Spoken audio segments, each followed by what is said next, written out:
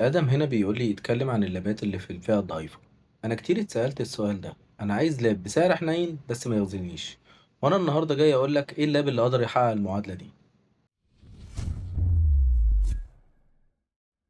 وأنا كلامي هنا عن اتش بي 840 جي 5.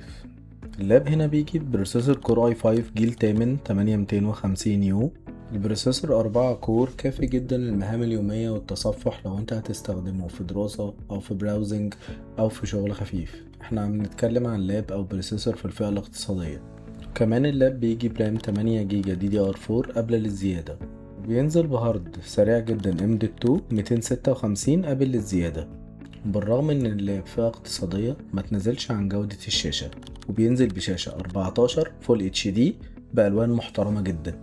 اكتر حاجة عجباني في اللاب ده انه بينزل بشاحن 65 واط. انت متخيل ان لاب فئة اقتصادية بينزل بشاحن 65 واط عشان يشحن معاك بسرعة؟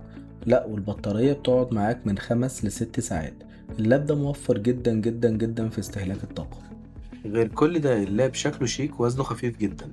وانا ما انصحكش في 2026 ان انت تشتري لاب قبل الجيل الثامن. كلنا شفنا الأجهزة القديمة توقف عنها دعم ويندوز 11 وويندوز 10 اتوقف عنه الدعم الأمني وما بقاش سكيورتي. وقبل ما تشتري اسأل ام تك ولايك وفولو وشير.